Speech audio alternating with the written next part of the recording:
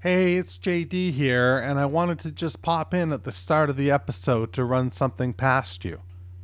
Do you want to be the co-host for the final episode of the Pavement Top 50 Countdown? You'd be covering song fucking number 1. Of course, you'll have to share your Pavement Origins story as well. If this sounds like something you'd like to take part in, and you haven't already been part of the countdown, simply shoot me an email, jd@meetingmalcolmus.com, and put countdown as the subject line. In the body of the email, tell me why you're the person to do this job. You're the biggest Pavement superfan. You have until Saturday, August 31st to submit your application, and I will choose the winner and be in touch.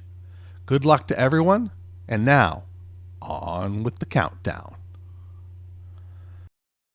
Previously on the Pavement Top 50. This week we are celebrating song number 26, Fight This Generation. What do you think of this one, Jeremy from the Falls? This is probably, it bridges like the best run I think that Pavement has on any album. Hey, this is Westy from the rock and roll band Pavement, and you're listening to the Countdown. Hey, it's JD here, back for another episode of our Top 50 Countdown for seminal indie rock band Pavement.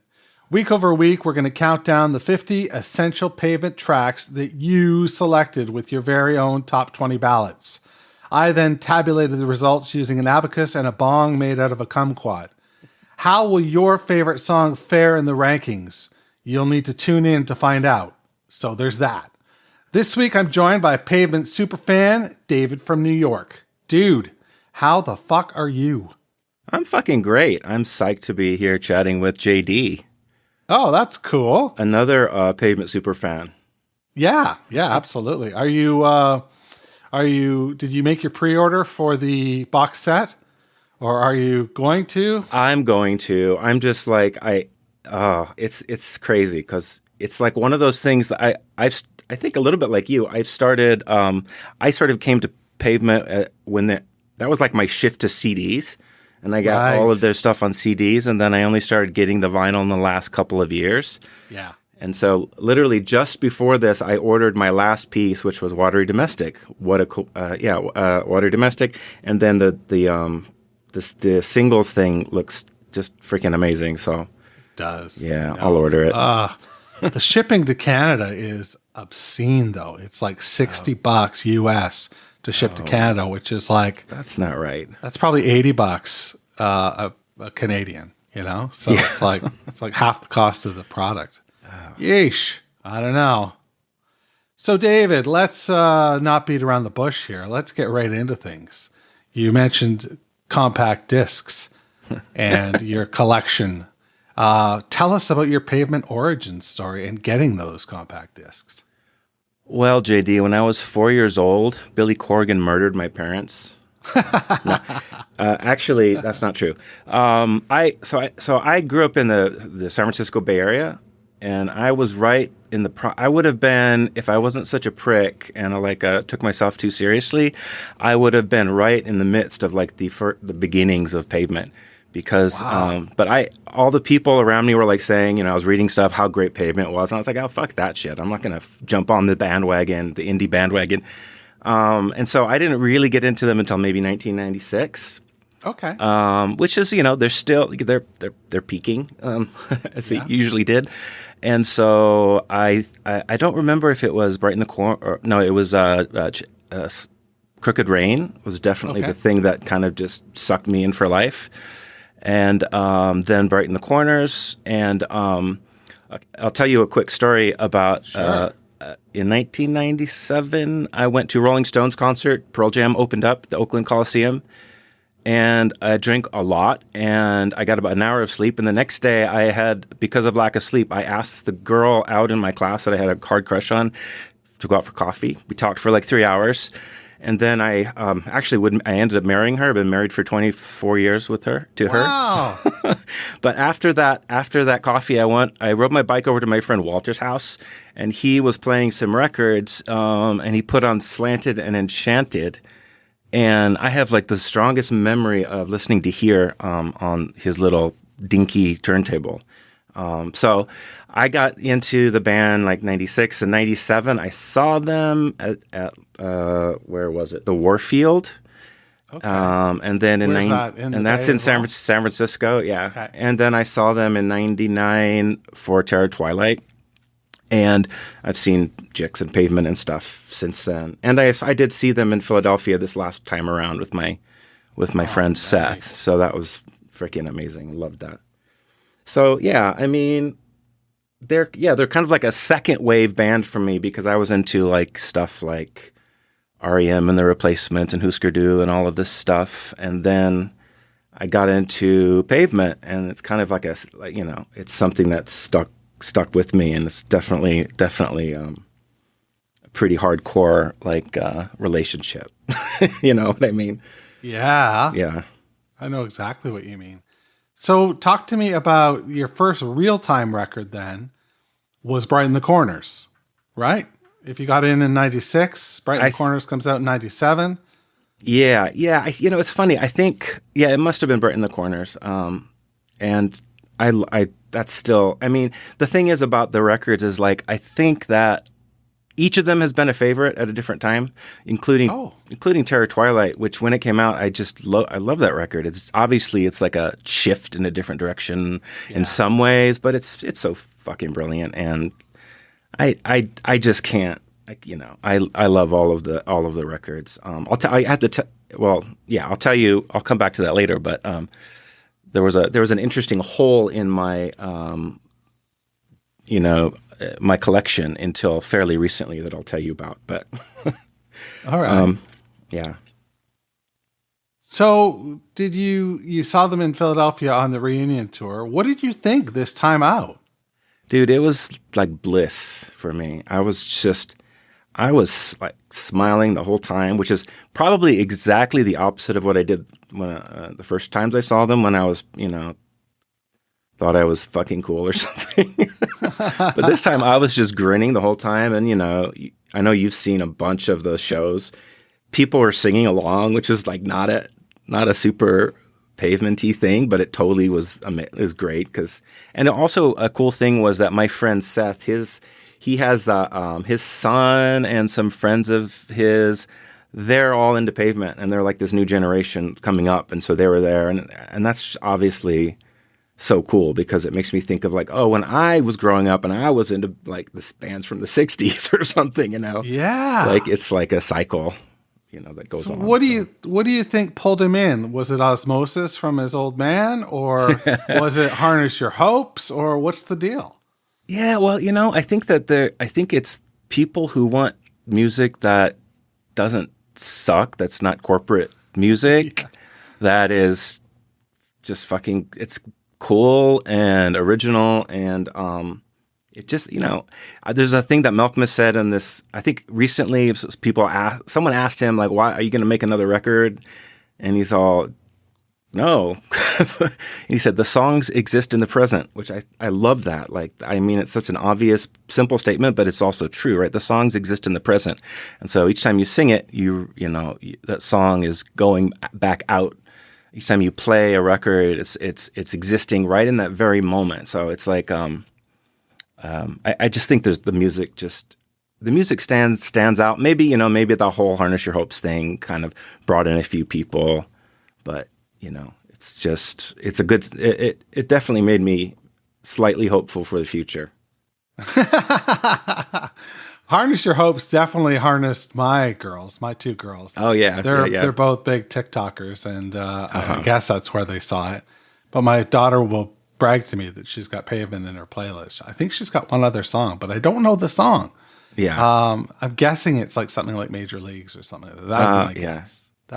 My 12-year-old daughter loves Harness Your Hopes, but she listens to Pavement. I put stuff on. I make playlists for her, and so she gets into that stuff. And you raised her well. I know, at least in that respect. Yeah. So, what is your go-to record at this point? I know you said that they're all, they've all taken a turn as your favorite. But if you're feeling nostalgic and you want to hear something, which one do you go to? I don't know. I think maybe Crooked Rain is going to be the one. Yeah. Both Crooked Rain and Bright in the Corners. A fellow Bright in the Corners lover. Is this right? Yeah. Yeah, I love There's it. not that many of us. It's a great record. It is a great record. But you're right. Crooked Rain is, what is it? It's almost like it feels timeless. Like it doesn't feel of the 90s. Yeah. To me, production wise, the lo-fi-ness of it, it just doesn't have that same 90s production, that we were so inundated with from Seattle, Yeah, that's right. I mean, the whole issue of production is like such an interesting thing too, going from like Gary as the producer. Yeah. And then through the different iterations of different folks, and obviously Terror of Twilight has its own story.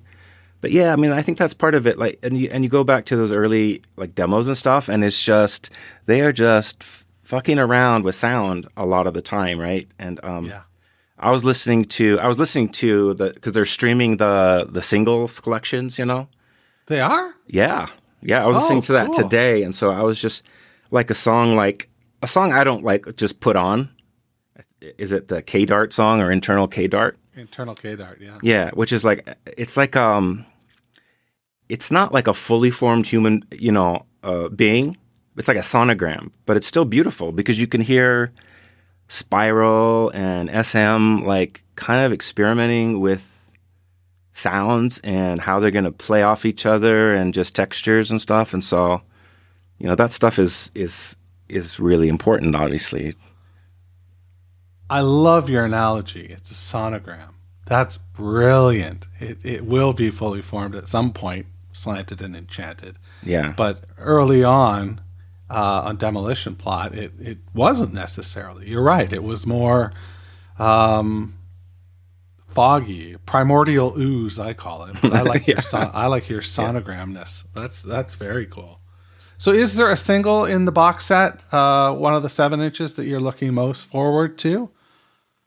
I don't know. I have to look at it again, but I think it'll be, it's the singles have a number of songs on each side as far as I understand. So, I'm looking forward to kind of just having a different, because it gives you like a different entry point into the catalog, right? Yeah. Because you're listening to these singles and then some of the B-sides and then some of these other tunes. And so, yeah, it was interesting listening to the Summer Babe. It sounds like the vocal is mixed differently from what I'm used to. Maybe the whole thing, I guess they're all remastered, aren't they? I think they are, but on the Summer Babe 7-inch, the one with Baptist Blacks and Mercy Snack, I think so. It's not the winter version. That's the designation on Slanted. It's the winter version. This is the original, right. The original Slanted. As far as I understand, right? That makes sense because it was the single that came out right before. Yeah. So it might have had a little bit more work on it on the winter version. So good ear on you. Do you want to get into this and flip the record and talk about the song number 25? Let's do it. All right, let's do this. We'll be back right after this. Hey, this is Bob Nastanovich from Pavement. Thanks for listening. And now on with a countdown. 25. Someone took in these pants. Somebody painted over painted wood. And where he stood, no one stands. It's been said he's sitting now in the church.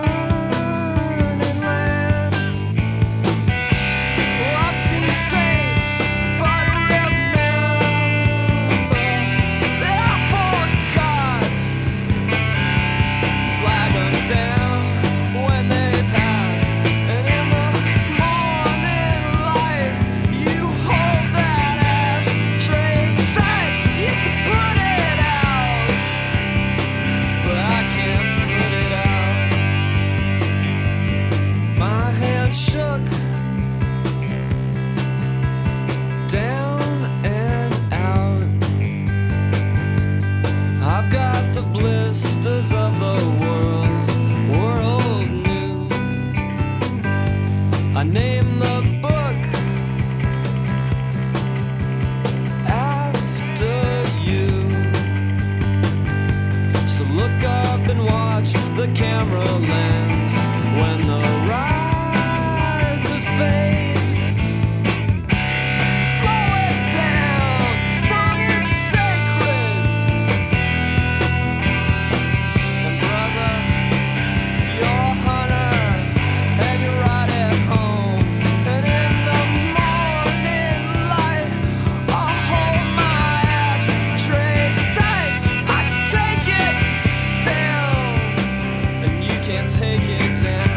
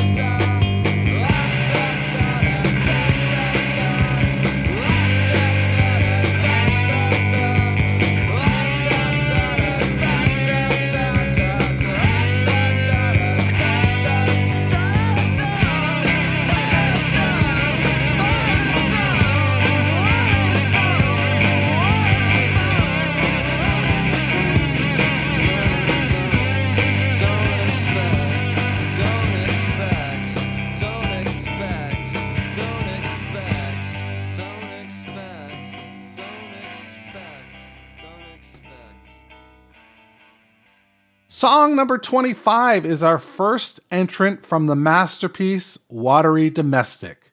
It's Shoot the Singer, One Sick Verse.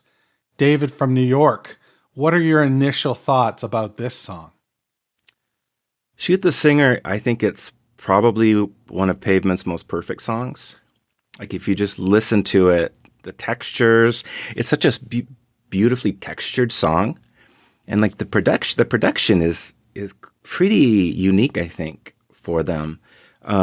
It has this really, I think it must be, this is the Watery Domestic is where Ibold and Bob join the Spiral and SM and Gary. And I don't know exactly who's playing on what and all that, but I'd like to think it's Mark. And that bass, it kind of has this kind of cool buzzing sound. It reminded me of Us from Piglib, but then I listened to it and it doesn't really play out. But it's just a cool kind of the bass is kind of has a beautiful sound. It also has, and I don't think I even noticed this until listening to the song a bunch in prep for this. It has a really what sounds very much like a really perfectly kind of mixed acoustic guitar in the back, but really kind of mixed in just so, and and that's just like one of the things. So like they have the verses that have this beautiful kind of more kind of relaxed, mellow tone. And you hear, again, like really nice interplay with Spiral and Malkmus. And then you get to, I don't think they're really choruses, but it's like Slow It Down, Song is Sacred, and, those two. And then the distorted guitar comes in, and it's really such a cool like contrast with and then it goes back to the sort of more little chill verses, and then it has that outro which is freaking, it's so good. It's just it's a cool thing because it so that, again, one of the lines that stands out in the song is "Slow it down, song is sacred," and you hear Malkmus sing, and his vocalization is super. It's really beautiful on this song. I think it's one of his best, really, performances in some way. And it's really kind of, there's like an urgency to it that is not always there, but that's not what you want for every song. And in the end, it kind of is like, it doesn't technically slow down, but it kind of is like he's slowing it down and trying to get more out of the song. And he wants to stay in the music. And there's the la, da, da, da, da, da, da.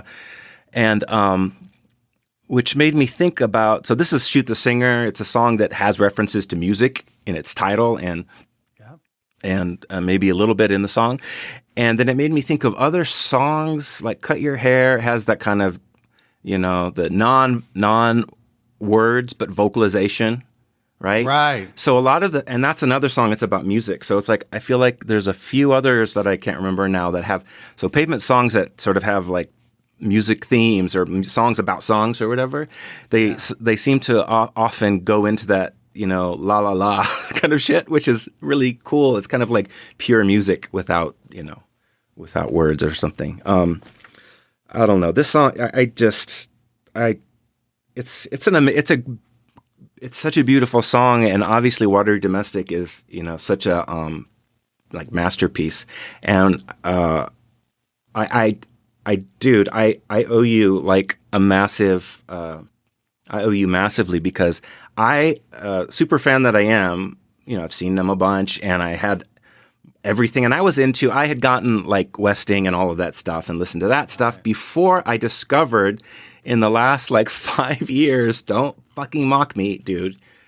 Watery Domestic, and it was because listening to Meeting Malkmus. So somehow I had seen that fucking rooster, right? I had seen that rooster, but I had never like listened. I mean, I think I must have heard a song or two, but I was like completely oblivious. And so that's like such a joy to just like discover what a cool thing to find that. Yeah, it's in large part to your podcast. So thank you. I'll take the feedback. I love it. But I think that it's important because I came to Pavement late as well as your situation with this record. To me, it's an absolute bonus to, in the midst of loving a band, uncovering something that you didn't know about, and you're listening to new music that is old, if that makes any sense. Yeah, right. And it's right in that sweet spot, right in the pocket of Slanted and Crooked Rain, right? So it's like, what a fertile period, Yeah, it's peak. It's total peak Pavement. And it's interesting too, because it's like Gary's last stand. And you listen to it, and I think in some ways, I'm all the love in the world to Westy, right? Who just is great. Slays. I love him. But like in a certain sense, like Gary, at least at this period, his playing was more like Pavement-y.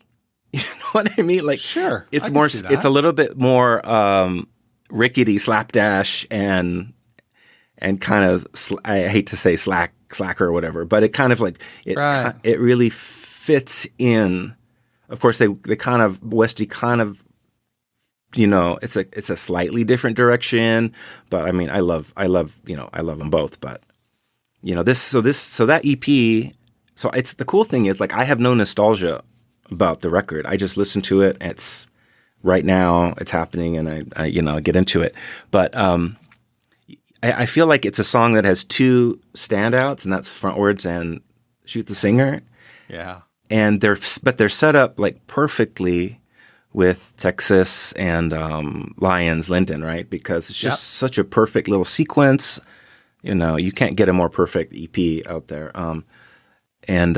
So the other thing that I wouldn't mind mentioning is I grew up 50 miles away from Stockton.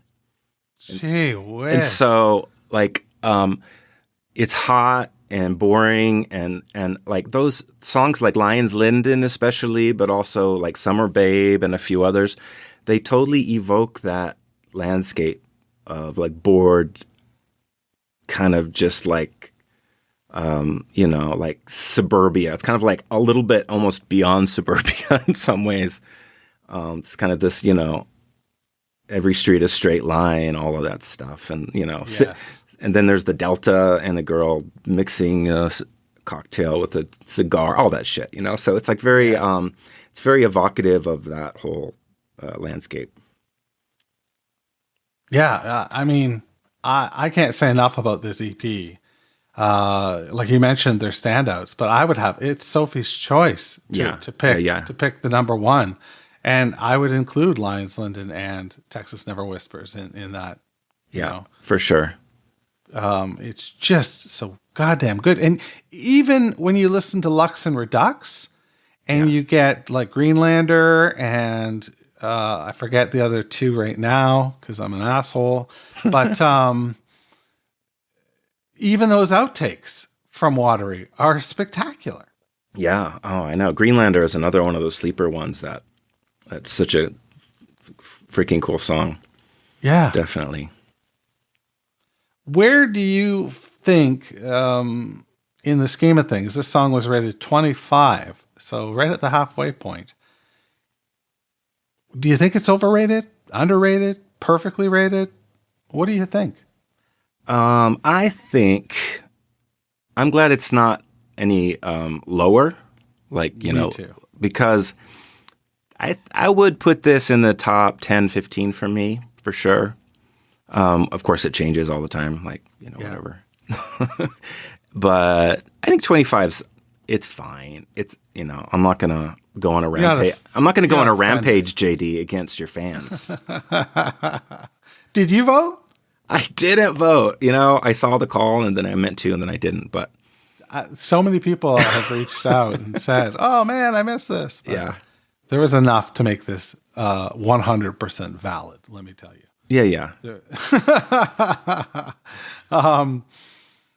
Dude, that's what I got. Right How about on. you? Is there anything you want to plug or mention? Listen to the Bug Club, man. They're amazing. They opened up for Pavement in the UK a few dates, and I got into them from that, and they're just become one of my favorite bands. The Bug Club from Wales. I don't know, that and Permanent Ceasefire. That's about it. Okay. Well, that's cool. I like giving the tips. That's nice. That's what we've got here. Song 25. Stay tuned next week when we cover song 24. In the meantime, thank you so much, David from New York, and be sure to wash your goddamn hands. Thanks for listening to Meeting Malcolmus, a Pavement podcast, where we count down the top 50 pavement tracks, as selected by you. If you've got questions or concerns, please shoot me an email, jd@meetingmalcolmus.com.